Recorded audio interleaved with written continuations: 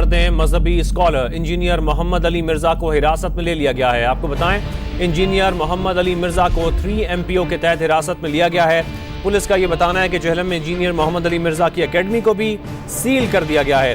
Police کے مطابق engineer محمد علی مرزا کو ڈپٹی کمشنر کے احکامات پر حراست میں لیا گیا ہے۔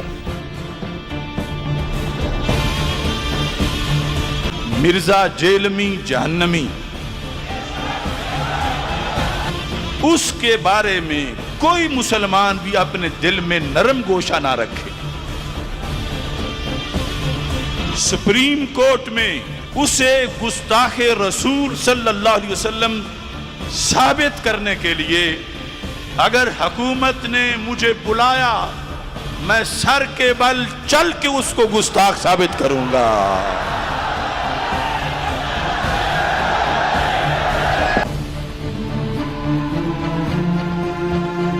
میں سمجھتا تھا یہ صرف پیو کوئی نہیں، یہ تو ماں بھی کوئی نہیں، یہ تو کھوپی دا پتر لگتا ہے مینو، یہ تو کسی جانور کا بچہ ہے یار۔ کہ ایسے فتنہ پرور بندے کو آپ باہر نہ آنے دیا جائے۔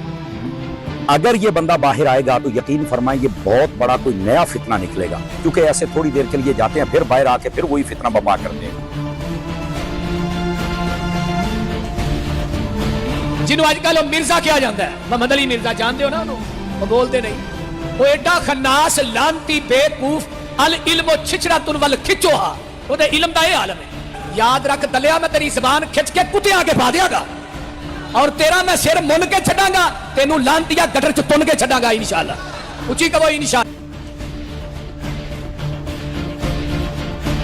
ہمارے علماء، ہمارے ریلیجیس سپیکرز، ہمارے دائی مختلف موضوعات پہ انٹرنیٹ پہ بحث کرتے ہیں، مباحثہ کرتے ہیں، اپنا موقف رکھتے ہیں۔ لوگ انٹرویو لیتے ہیں، جا کر مشکل سوالات پوچھتے ہیں۔ ان سوالوں کے جواب اگر آپ آؤٹ آف کانٹیکسٹ لیں تو کسی پہ کوئی بھی دفعات لگ سکتی ہے، لیکن اگر مجموعے کے طور پہ دیکھیں تو آپ کو کسی کا مقدمہ سمجھ آتا ہے۔ انفارچونیٹلی انٹرنیٹ کے ڈے اینڈ ایج پہ ہم سیاسی فیلڈ میں بھی یہ دیکھتے ہیں، ریلیجیس فیلڈ میں بھی دیکھتے ہیں اور سوشو کلچرل فیلڈ میں بھی دیکھتے ہیں کہ لوگوں کے 10 سیکنڈ 15 سیکنڈ 20 سیکنڈ کی کلپ لے کے ان کے پورے عقائد، نظریے، ہر چیز کو اس سے منسوخ کر دیا جاتا ہے۔ انجینئر محمد علی مرزا صاحب کے اوپر 5 جان لیوا حملہ ہو چکے ہیں، کیونکہ لوگوں کو لگ رہا تھا کہ شاید وہ یوتھ کا مائنڈ زیادہ کیپچر کر دیں۔ تو کس کو تکلیف ہے انجینئر محمد علی مرزا سے؟ نہ وہ بندہ چندہ بک چلاتا ہے، نہ وہ آپ سے چیریٹی لیتا ہے، بلکہ اگر آپ اس کی اکیڈمی جائیں تو وار کے لیکچر کے لیے تو آپ کو سموسہ چائے کھلا کے وہ بیچتا ہے۔ تکلیف یہ ہو رہی تھی کہ وہ لوگوں کو ایک نظریہ اسلام کا پیش کرتا جہاں پہ سیلف لرننگ کا ایسپیکٹ بہت بڑا تھا کہ آپ ریفرنسز چیک کریں چیزوں کے، آپ جو حدیث کی کتابیں ہیں ان کو پڑھنے کی کوشش کریں، قرآن کو ترجمے سے پڑھنے کی کوشش کریں۔ اور جب بھی گفتگو ہوتی تھی مختلف عقائد پہ، مختلف نظریے پہ، تو وہ اپنے بقول دلیلوں کی روشنی میں بات پریزنٹ کرتے تھے۔ انہوں نے اسی طرح ایک گفتگو کی ایک انٹرویو کے اندر کہ عیسائیوں کے ہاں حضرت محمد صلی اللہ علیہ وسلم کے بارے میں کیا عقائد رکھے جاتے ہیں۔ انہوں نے قطعاً نہیں کہا یہ ان کے عقائد ہیں۔ سب سے پہلے ہم نے اس پہ لوگوں کے جواب انٹرنیٹ پہ دیکھنا شروع کرے، مختلف ریلیجیس دائیوں کی طرف سے، اسپیکروں کی طرف سے، مختلف کوچز کی طرف سے، کہ جناب یہ جو انہوں نے عقیدہ رکھا ہے عیسائیوں کے ہاں منسوخ کیا ہے، اس عقیدے کے تحت سارے عیسائی پاکستان کے ونریبل ہو گئے، کیونکہ سارے عیسائی پاکستان کے پہلے تو بہت اچھی زندگی جی رہے تھے نا، کہ اب وہ ایکسٹرا ونریبل ہو گئے۔ ریالٹی یہ ہے کہ عیسائی، یہودی کیا عقیدہ حضرت محمد صلی اللہ علیہ وسلم کے بارے میں رکھتے ہیں، یا یہودی کیا عقیدہ حضرت عیسیٰ علیہ السلام کے بارے میں رکھتے ہیں، یہ کتابوں میں واضح ہے۔ ایک سمپل چیٹ GPT کے یا گوگل سرچ یہ چیزیں آپ کے سامنے رکھ دے گی۔ در حقیقت انجینئر محمد علی مرزا سمجھا رہے تھے کہ عقائد کے باوجود ہم پھر بھی لوگوں سے ان سے نکاح کر سکتے ہیں۔ آپ مقدمہ سن رہے ہیں کہ وہ بتا رہے ہیں کہ ان کے عقائد کے حضرت محمد صلی اللہ علیہ وسلم کے بارے میں پھر بھی ان لوگوں سے نکاح جائز ہے۔ تو وہ کیا پریچ کر رہے تھے؟ ٹالرنس۔ ہم ایک ایسے معاشرے میں کھڑے ہیں جہاں پہ کسی مخالف کے عقائد بنانے پہ یا بتانے پہ لوگ ڈائریکٹ فتووں پہ اتر جاتے ہیں۔ اشرف جلالی صاحب جو ایک اسکالر ہیں، انہوں نے باقاعدہ فتویٰ دیا کہ انجینئر محمد علی مرزا صاحب اب مرتد ہیں یا شاید کافر ہیں۔ As an average person living in Pakistan, ہم ایک دوسرے کو کافر ہر بات پہ ڈکلیئر کر دیتے ہیں۔ یہ جو 295C کا قانون ہے نا، یہ ایسا لگتا ہے کہ شدت پسند مولویوں کے ہاتھ میں دشمنی نکالنے کا ایک کھلواڑ بن چکا ہے۔ جب چاہو جس پہ چاہو توہین رسالت کا الزام لگاؤ، تو یہ بالکل نہیں بنتا اس موقع پہ 295C۔ اور جو مولوی اس پہ خوش ہو رہے ہیں نا کہ نہیں 295C میں ہم اس کو لٹکوائیں گے، بھائی پھر آپ بھی جب کسی کا کلمہ کفر نقل کریں گے نا، جن لوگوں نے جا کے ایف آئی آر کٹائی انہوں نے کیا کہا کہ انجینئر نے نبی کے بارے میں یہ الفاظ کہے ہیں، تو انہوں نے بھی تو نقل کیے نا، تو پھر ان پہ بھی 295C لگاؤ. اور آج ہم انجینئر کو بھی ڈیفینڈ کر رہے ہیں، تو اس پہ یہ اعتراض تو کیا جائے گا کہ عیسائی ایسا کہتے ہیں کہ نہیں کہتے. سمجھ میں آ رہی ہے بات؟ یہ اعتراض تو کیا جائے گا، تو آپ ریفرنس دیں وغیرہ وغیرہ. یہ اعتراض نہیں کیا جائے گا کہ انجینئر نے نبی کی توہین کی ہے. کسی اور کی طرف نسبت کرنے سے انسان توہین رسالت کا مرتکب نہیں ہو جاتا. 295C اس پہ نہیں لگتا. انجینئر محمد علی مرزا پر ہونے والی ایف آئی آر پڑھ رہا تھا، اور ایف آئی آر پڑھتے پڑھتے اچانک مجھے خیال آیا کہ 2-4 علماء کو چھوڑ کر کتنے عالم ایسے میری نظر سے گزرے اچانک کہ جو کسی نہ کسی طرح کسی نہ کسی مذہبی تنازع میں جو پھنسے اور ان پر طرح طرح کے فتوے لگے. مفتی طارق مسعود صاحب، انہیں معافی مانگنا پڑی. مفتی حنیف قریشی صاحب، انہیں معذرت کرنا پڑی. ڈاکٹر اشرف جلالی، ڈاکٹر جاوید غامدی صاحب، ایک طرح سے لوگ کہتے ہیں کہ ان کو ملک کسی وجہ سے چھوڑنا پڑا. مولانا اسحاق صاحب مرحوم، ڈاکٹر اسرار صاحب، ڈاکٹر ذاکر نائک، مولانا طارق جمیل صاحب. کوئی نہ کوئی، یہ نہیں کہہ رہا کہ کوئی توہین مذہب، ساروں نے کوئی توہین مذہب کی ہے، یہ نہیں کہہ رہا. کسی نہ کسی وجہ سے اس طرح شدید اعتراض آیا کہ ایک پورا وہ کیا کہتے ہیں کہ تنازع بن گیا.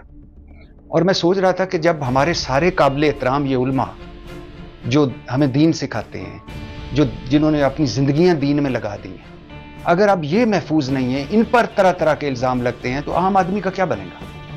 میں یہاں بتاتا چلوں کہ ناسبی جو یہاں پر خوش ہو رہے ہیں نا کہ ان پر 295C کی ایف آئی آر ہوئی ہے اور یہ ہے وہ اندر ہو گئے ہیں اور وغیرہ وغیرہ، یہ جو ناسبی، ان کو یہ نہیں سمجھنا چاہیے کہ اہل البیت علیہ السلام کی دفاع اس ملک میں ختم ہو جائے گا یا ان کی گفتگو نہیں کی جائے گی. نہیں، انشاءاللہ عز و جل پھر ان پر 295C کے تحت پرچہ کیا گیا. جب تک یہاں پر ایک بھی محب اہل البیت ہے، اس کی آواز ہے، ناسبیوں کو جواب ملتا رہے گا. انجینئر مرزا صاحب کو آپ کو اختلافات ہو سکتے ہیں، لیکن میں آپ کو یہ عرض کرتا چلوں کہ اس پاکستان کے اندر انہوں نے ناسبیت کے خلاف ایک مؤثر آواز ہے. حلفیہ یہ بات کہہ سکتا ہوں کہ انجینئر مرزا صاحب حفظہ اللہ برادر عزیز وہ گستاخ رسول نہیں ہے. وہ رسول اللہ صلی اللہ علیہ وآلہ وسلم کی شان میں گستاخی کا سوچ بھی نہیں سکتا. اسلامی شریعہ کے وہ قانون جس کے تحت یہ تمام تر مراحل کمپلیٹ ہونے چاہیے، مکمل طور پر نظر انداز کیا جا رہا ہے. اور اس بار جو طریقہ واردات ہے، جو ایکوزیشنز ہیں، وہ بہت ہی پچگانہ، بھونڈی اور نان سینس قسم کی ہیں. اور یہ کرنے والوں کو بھی اندازہ ہے اس چیز کا کہ وہ جس چیز کا الزام لگا رہے ہیں اصل میں وہ چیز ایگزسٹ نہیں کرتی. ان کو پرانے غصے ہیں، ان کو غصہ کسی اور بات کا ہے کہ کسی شخص نے ان کی دکانیں بند کر دی اور وہ موقع کی تاک میں اور تلاش میں تھے کہ کوئی ایسا موقع آئے کہ ہم اس شخص کو اپنے راستے سے صاف کر دیں. علمی رد آپ کریں، وہ تو اللہ کی سنت ہے، نبی علیہ السلام کی سنت ہے، صحابہ کی، اہل بیت کی سنت ہے. گالیاں دینے کی تو اللہ نے کہا ہے کہ جھوٹے خداؤں کو بھی گالیاں نہیں نکالنی ہیں. اور آپ اپنے مسلمان بھائیوں کو اور اپنے علاوہ باقی مکاتب فکر کو گالیاں نکالتے ہیں جو کہ کافر بھی نہیں ہے، مسلمان ہیں، اور ان کو گستاخ ڈکلیئر کر کے ان گالیوں پر ثواب کی بھی امید رکھتے ہیں اللہ سے. یہ تو جب مریں گے تو لگ پتہ جائے گا تمہوں کہ ثواب لبدا ہے یا چھتر پہندے نے. تو اس لیے آپ دیکھتے ہیں نا وہ گالیاں دے رہے ہوتے ہیں، وہ کہتا ہے نہیں گستاخ رسول تے ہوندے ہی رامی ہے. یہ سٹیٹمنٹ ان کی غلط ہے. ان کو کہنا چاہیے کہ گستاخ رسول اگر ساڑھے فرقے دا ہوئے گا تو وہ لالی ہوئے گا، آپ کے فرقے کا ہوگا تو نہیں بھی ہوگا تو حرامی ہوگا. یہ کہیں تو اس کا مطلب ہے ان کو نہ کوئی اللہ سے دلچسپی ہے نہ نبی علیہ السلام سے.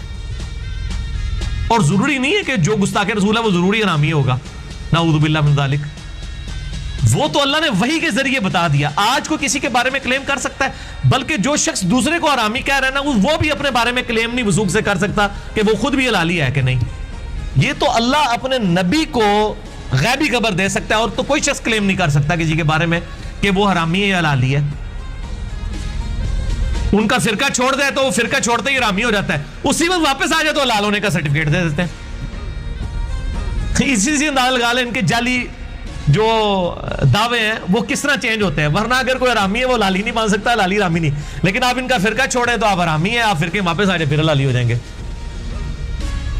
انڈیا پاکستان بنگلہ دیش کا تو ماحول یہ ہے کہ یہاں پہ کروڑوں لوگوں کا یہ عقیدہ ہے کہ اگر آپ ان کے سامنے کہہ دیں کہ نبی علیہ السلام انسان تھے ایز اے سپیشیز، مرتبے کی بات نہیں ہو رہی، سپیشیز کی، نو کی، تو तो कहते हैं आप गुस्ताख रसूल हैं। पाकिस्तान में गुस्ताखी के फतवे का सीधा सीधा मतलब है किसी पर आईने पाकिस्तान की दफ़ा 295C लगाना, बल्कि बाज़ मुतासिब उलमाए सू तो आपकी वीडियोस को सियाको सबाक से हटाकर आप पर भी इस किस्म की दफ़ात लगाने की मज़मूम कोशिश कर रहे हैं।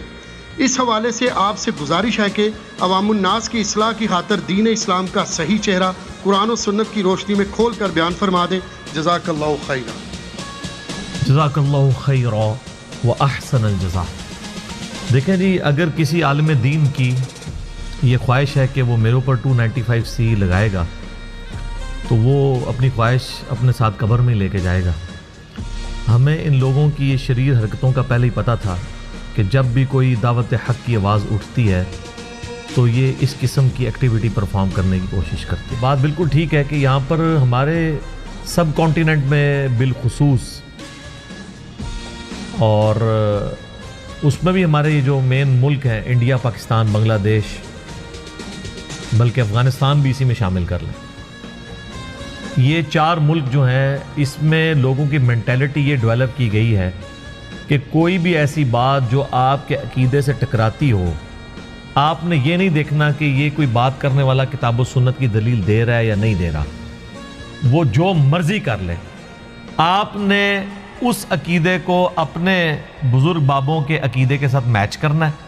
अगर तो उसके मुताबिक है तो फिर आपने कहना है सुभान अल्लाह, और अगर उसके मुताबिक नहीं है तो आपने फिर ये कहना है कि यार ये मेरा दिल नहीं मानता ये बात ठीक हो, मेरा विजदान नहीं कहता, यार ये इश्क के अंदर ये बात नहीं आती है, ये गुस्ताखी वाली बात है। तो ज़ाहिर है कि हर वो बात जो उनके अकीदे से टकराएगी वो उसको गुस्ताखी समझ रहे होंगे।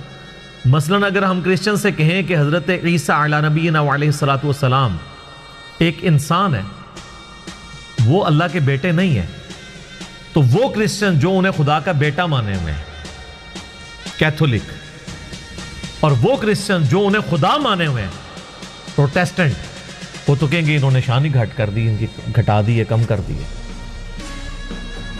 तो गुस्ताखी पे उतराएंगे। यकीन करें हम तो ईसा इब्न मरियम के बारे में जो कुरान में आयात हैं, अल्लाह से तो बढ़ के उनकी कोई इज्जत करने वाला नहीं है ना। वजीहन फिद दुनिया वल आखिरा, अल्लाह ने कहा है उनको कि दुनिया में भी और आखिरत में भी अल्लाह के हुजूर वजाहत वाले हैं और मुकर्रबीन में शामिल है।